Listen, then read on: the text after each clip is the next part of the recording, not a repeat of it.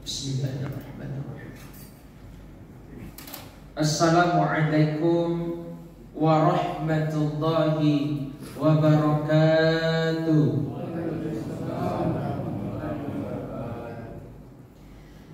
Yang jawab salam saya doakan cepat naik haji dan umrah. Amin. Yang bilang amin saya doakan rezekinya lancar jaya. Amin. Yang keras aminnya saya doakan cicilannya cepat lunas. Amin. Alhamdulillah. Alhamdulillah.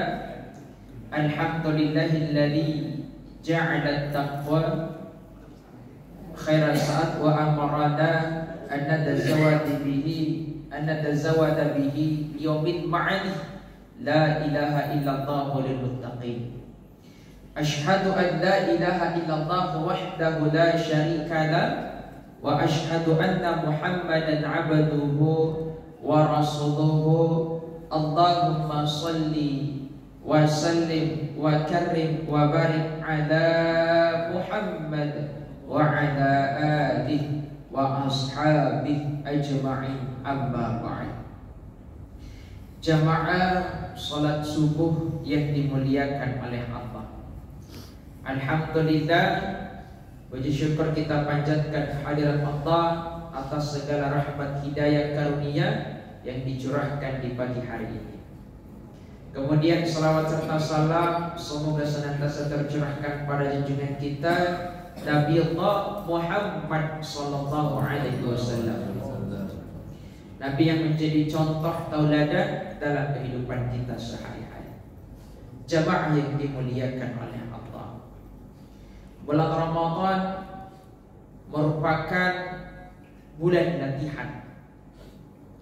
Olehnya itu, ketika kita menyambut bulan Ramadan, kita menggunakan kalimat marhaban ya Ramadan. Beda kalau menyambut kedatangan tamu manusia, yakni ahlan wa sahlan. Lalu kenapa berbeda? Kata marhaban itu diambil dari kata rohaba yang bermakna sama dengan rohib. Artinya apa? Bulan Ramadan ini bulan pendidikan, bulan tarbiyah, sekaligus bulan latihan untuk merubah sifat-sifat yang tidak baik menjadi baik, merubah sifat yang baik menjadi lebih baik. Dan menurut penelitian, untuk merubah sebuah perilaku atau kebiasaan itu diantaranya membutuhkan waktu 30 hari atau 1 bulan. Dan kata Ibnu Qayyim al-Jauziyah dalam kitabnya yang berjudul Badail Fawaid, bulan Ramadan ini mendidik, melatih kita diantaranya menghindari yang namanya racun-racun hati. Kalau racun secara fisik mungkin kita tahu, racun rumput, racun balau, bisa kita baca. Apalagi kalau kion racun, itu sangat mudah dikenali. Namun racun hati ini terkadang kita belum kenali atau susah kita kenali. Di antara racun hati, kata Ibnu Qayyim al-Jauziyah, yang dilatih di bulan Ramadan untuk kita hindari, yang pertama, imsaku fudulin nawari, jagalah pandangan kalian, tundukkan pandangan kalian. Di bulan Ramadan, Pak Ibu, kalau melihat yang dilarang oleh agama itu bisa membuat makruh puasa kita. Maka pandangan ini dilatih selama di dalam bulan Ramadan. Apalagi melihat yang dilarang oleh agama. Maka dalam surah An-Nur ayat 30, Allah Subhanahu wa ta'ala berfirman, pertama menyinggung laki-laki. Wa kullil mu'minina yaghuddu min absarihim wa yahfazu furujahum.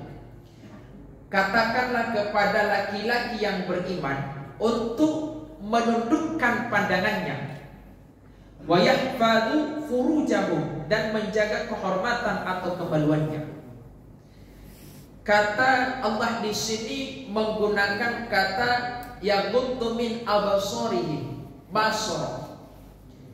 Melihat itu diantaranya ada 3 dalam bahasa Arab. Ada basara, nadhara, dan juga ro'ah. Lalu apa bedanya? Saya ambil yang signifikan perbedaannya. Yang pertama, melihat secara ro'ah. Ro'ah ini misal ada seorang dosen laki-laki mengajar di kampus kesehatan, dia lihat mahasiswa perempuannya untuk kebutuhan pengajaran, maka itu dibolehkan melihat secara sepintas. Sementara basara, ini yang dilarang, yakni melihat secara menghayati, mentadaburi, mendalami. Bapak-bapak tahu ini. Contohlah mungkin biasa kalau di luar bulan Ramadan tidak sengaja ya. Kadang kita lihat ada orang lari-lari, mohon maaf, itu pakai legging di jalan poros. Mulai dari kiri kita lihat terus sampai jalan di ujung kanan, tidak putus penglihatan. Nanti berhenti melihat kalau tidak kelihatan di balik tembok. Maka ini yang dimaksud dengan melihat secara basar. Ini yang dilarang. Jamaah yang dimuliakan oleh Allah. Lalu apa dampaknya ketika kita melihat secara basar atau melihat secara mentadaburi atau menghayati, mendalami?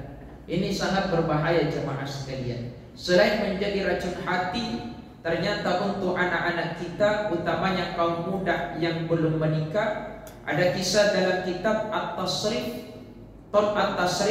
dikisahkan Imam Asy-Syafi'i, yakni imam madhab Imam Asy-Syafi'i, suatu hari beliau dikisahkan itu waktu umur 7 tahun itu sudah hafal Al-Quran 30 juz. Bukan kali-kali, 30 juz Al-Quran. Kira-kira kalau sekarang umur 7 tahun itu kelas 1 atau kelas 2 SD, begitu Pak ya kira-kira. Kelas 1. Umur 10 tahun beliau sudah hafal kitab Al-Muwatta, kitab gurunya namanya Imam Malik. Umur 15 tahun beliau sudah jadi mufti. Kalau sekarang itu boleh dikata majelis ulama, tapi beliau muftinya itu pribadi sendiri. Maka pernah suatu hari beliau bawa kajian di bulan Ramadan, makan roti di siang hari.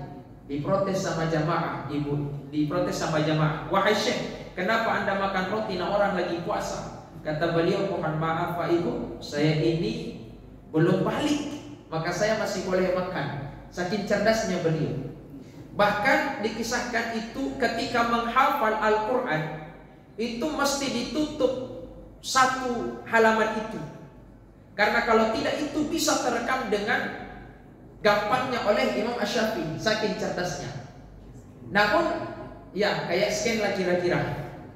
Namun dikisahkan dalam kitab I'anatul Talib, suatu hari Imam Asy-Syafi'i susah sekali menghafal, bahkan sulit mengulang hafalannya, hilang hafalannya.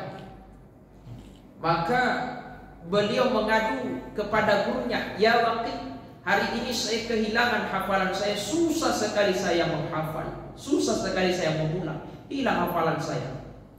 Kata gurunya, barangkali engkau dalam melakukan maksiat, barangkali kau anggapkan dosa.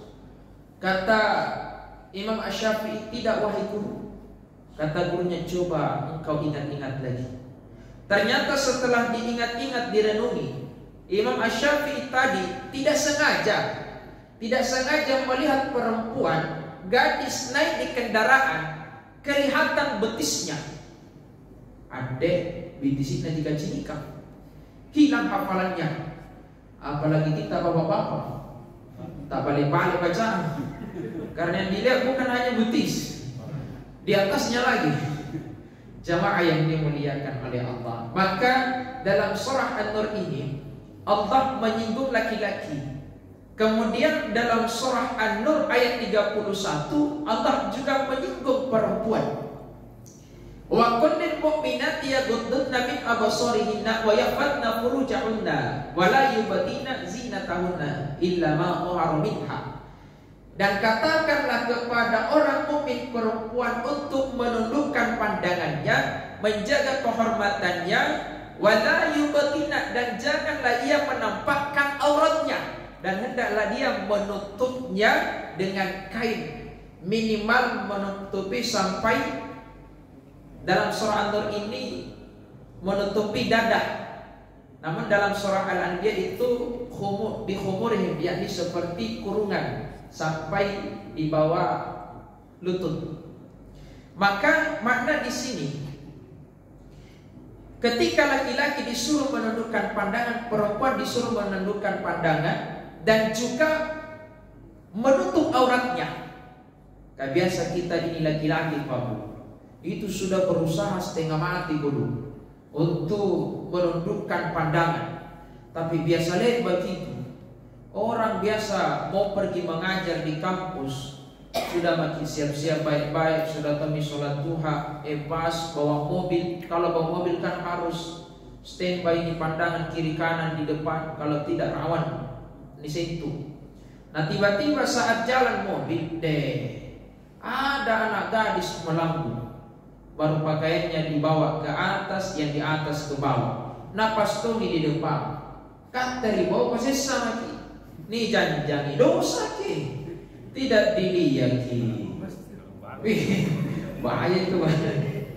Tidak dilihat ki, disentuh ki, ditabrak ki. Maka betapa mulianya ajaran Islam menyuruh perempuan itu menutup auratnya. Dan menutup aurat ini, Pak Ibu, bukan hanya untuk kemaslahatan agama, tetapi untuk keselamatan diri kita bagi perempuan. Contoh betapa mulianya hijab ini angal apa ibaratkan. Ini ada dua orang saudara kembar, sama-sama putih, sama-sama cantik, sama-sama imut, identik hampir 100%. Yang pertama namanya Aisyah. Aisyah ini Masya Allah menutup auratnya dengan sempurna, pakai hijab anggun.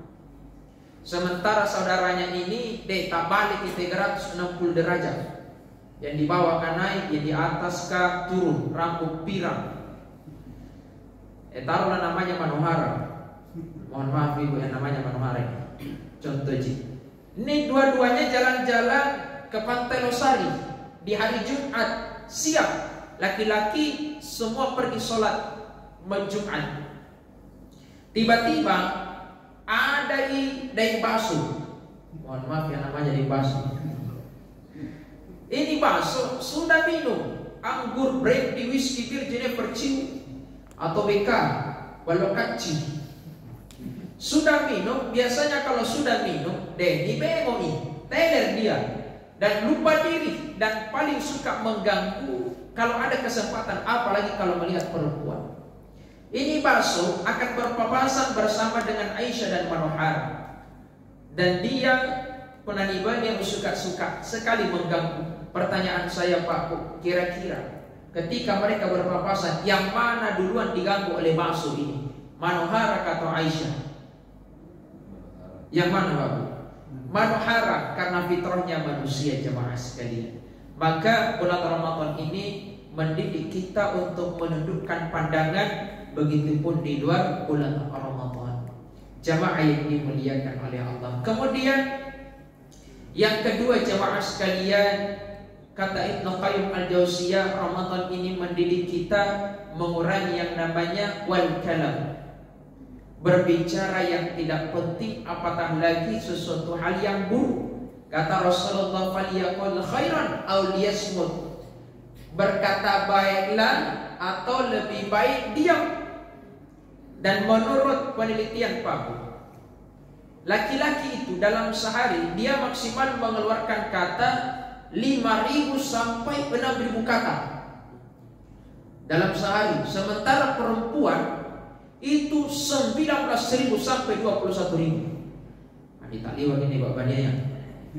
Makanya dalam semua hadis itu Rasulullah pernah melewati kuburan yang sedang disiksa. Maka Rasulullah SAW kabarin, yang pertama disiksa itu dia terlalu banyak menceritakan kejelekan orang lain, terlalu banyak berkata-kata yang tidak penting, apalagi menyinggung perasaan atau sampai memutuskan tali silaturahim.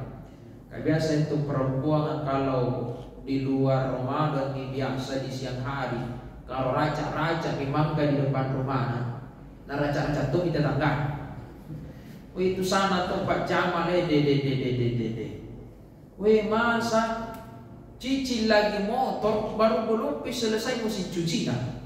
Kenapa dipusing? Ya dipusing kalau istrinya Pak Jamal cicil motor, nah kita bayar kan? Kalau mau cicil itu pakai motor baru balapan siapa duluan ditarik.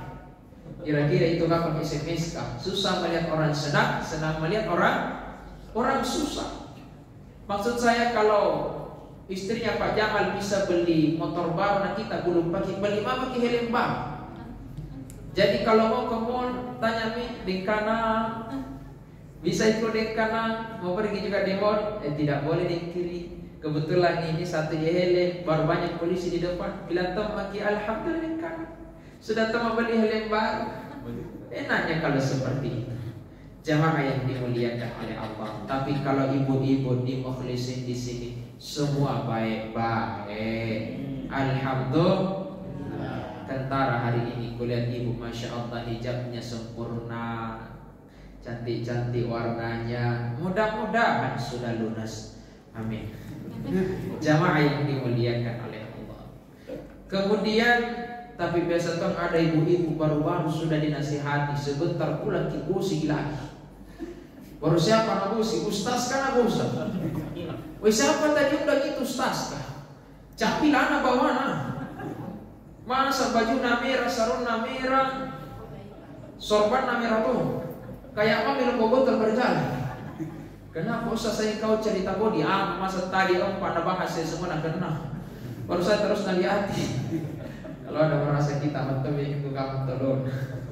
Jamaah yang dimuliakan oleh Allah. Kemudian yang ketiga jamaah sekalian, bulan Ramadan ini kata Ibnu Qayyim al-Jauziyah itu mendidik kita untuk wata'an, mengurangi makan. Kata Ibnu Rajab al-Hanbali, terlalu banyak makan itu bisa mematikan hati kita, bahkan melumpuhkan pikiran, membuat tubuh kita malas. Maka di bulan Ramadan ini kita dididik untuk meminimalisir makan masuk ke dalam tubuh kita. Kata Rasulullah dalam riwayat Imam Muslim, tidak ada bejana yang diisi oleh Bani Adam kecuali yakni perutnya. Maka di bulan Ramadan itu dilatih bahkan kita di siang hari tidak makan. Tapi pada saat buka jantung balas dendam. Pergi buka puasa 3i berteman. Teman yang pertama piringnya Gunung Semeru. Teman yang kedua piringnya Gunung Kembar. Yang ketiga temannya piringnya Nabanti. Ngapa tidak anggap pakai lah busuni.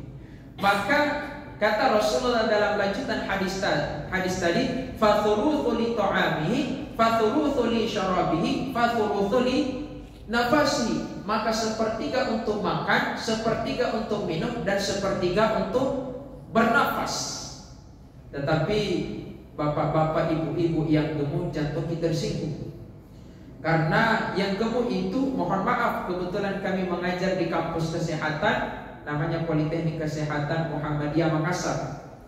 Itu perempuan tidak selamanya orang gemuk itu karena banyak makan. Itu kadang ada namanya faktor body basah. Jadi biar banyak makan, kalau tipenya body basah tetap tinggi gemuk. Ada tuh orang banyak makan, biar banyak makan tetap tinggi kurus. Kenapa? Itu bodinya body kering. Jadi ibu-ibu yang gemuk jangan tersinggung. Karena menurut data yang masuk surga itu yang berat timbangannya. Timbangan amalan, amal kebaikannya. Jamaah yang dimuliakan oleh Allah. Kemudian yang terakhir jamaah sekalian, Bulan Ramadan ini mendidik kita untuk mengurangi yang namanya wan-naum. As-salatu khairun minan naum. Mengurangi tidur, apalagi terlambat bangun. Alhamdulillah Pak Bu, Ramadan ini utamanya di Masjid Mukhlisin ini, Masya Allah istiqomah setiap tahun itu mengadakan ceramah subuh. Kenapa? Karena momen bulan Ramadan ini orang itu rata-rata semangat untuk sholat subuh. Kenapa cepat bangun? Karena habis sahur langsung ke masjid. Nah ternyata ini merupakan sarana latihan bagi kita. Yang mungkin di luar bulan Ramadan ketika kita tidur biasa lambat bangun, kadang jam 7 atau jam 8, pusing malaikat. Sampai apa nih Ki? Subuh atau duha ini? Terpaksa dia tulis subuh garis miring duha. Ternyata terlambat dibangun. Dan enak sekali di bulan Ramadan ini. Kata Rasulullah, man shalla isya fi jama'ati. Siapa yang sholat isya berjamaah di masjid, faka'annama shalla nisful lail, maka dia dianggap sholat setengah malam. Wa man shalla subha fi jama'ati. Siapa yang sholat subuh berjamaah di masjid, faka'annama shalla laili kulluhu, maka dia dianggap sholat satu malam penuh. Diriwayatkan oleh Imam Muslim. Apatah lagi di bulan Ramadan ini, kata Ibn Rajab Al-Hanbali dalam kitabnya Lataif Al-Ma'arif, sholat 1 rakaat di bulan Ramadan itu lebih baik daripada sholat 1000 rakaat di luar bulan Ramadan. Dan enak di sini masjid Bapak Ibu, Masya Allah, ber-AC full. Dan saya masih pernah dapati dulu itu masjid ini kalau tidak salah masih berbentuk musholla dulu. Tapi sekarang sudah mewah, Masya Allah. Imamnya juga muda, bahkan yang tua bagus juga suaranya tahu. Yang imam tadi Jumat, kebetulan saya kemarin khutbah Jumat deh.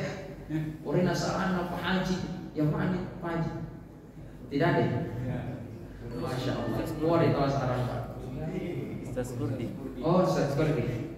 Masya Allah. Enak sekali tawa di sini. Daripada sholat di rumah, nah ada masjid di sini. Enak di rumah kita sholat banyak gangguan.